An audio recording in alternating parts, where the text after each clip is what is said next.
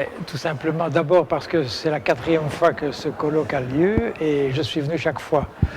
Et je suis venu chaque fois parce que le sujet en vaut la peine, donc je me suis dit que la 4e fois c'était tout aussi important. En plus, j'ai eu l'occasion de m'exprimer sur un dossier qui me tient à cœur, qui est le dossier des risques de la radioactivité et du nucléaire. Donc il y avait vraiment toutes les raisons pour être là.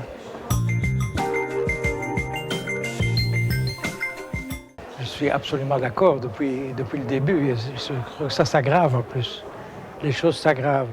Et je pense qu'insister, comme l'ont fait certains orateurs, sur l'incidence d'une exposition à des pollutions avant la naissance, donc l'exposition dans le ventre de la mère, c'est extrêmement grave et extrêmement important.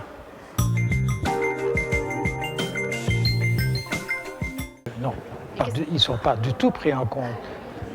Le principe de précaution, qui est un principe qui a été acquis dès le sommet de Rio en 1992, on semble avoir complètement oublié, donc on ne l'applique pas.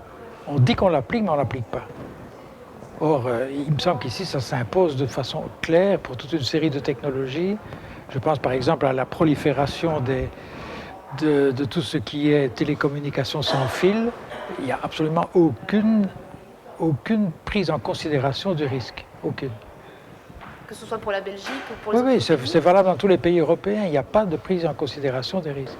Or, maintenant, la Belgique est parfois citée en exemple. Oui, enfin... Au royaume des aveugles, les borgnes sont rois, comme disait l'autre. Hein. Je crois que c'est vrai.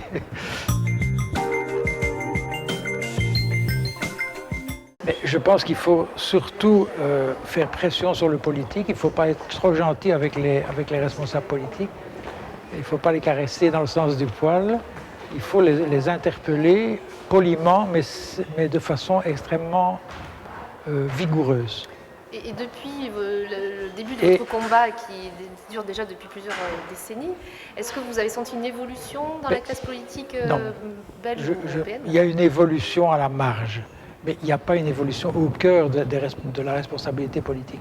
C'est-à-dire, dès qu'un parti est au gouvernement, il se croit obligé de, comme disait Jean Hus il y a quelques instants, de vénérer la croissance à tout prix, et de se mettre dans une logique qui est strictement économique au sens ancien du terme, c'est-à-dire le développement économique indépendamment des retombées sociales, environnementales, sanitaires. C'est dramatique. Donc, ils n'ont pas encore intégré, je crois que les grandes familles politiques n'ont pas encore intégré le lien étroit entre économie et écologie. Donc il faut continuer à faire le travail. Alors, il y en a une qui me tiendrait à cœur parce que j'ai écouté attentivement l'exposé d'Alain Bougrain-Dubourg et je suis très motivé par ce qu'il a dit. Je l'étais déjà avant qu'il le dise d'ailleurs. Hein. Mais il a parlé de la viande industrielle. Je pense qu'il y aurait vraiment du côté de l'alimentation où là tout le monde mange comme tout le monde boit. Il y aurait une initiative à prendre, c'est de vraiment boycotter la viande d'origine industrielle. Absolument, absolument. Je trouve que c'est une très bonne idée de lancer cette idée-là. Je trouve que c'est très bien. Je ne suis pas sûr que ça va aboutir, mais le fait même de lancer l'initiative peut avoir un impact.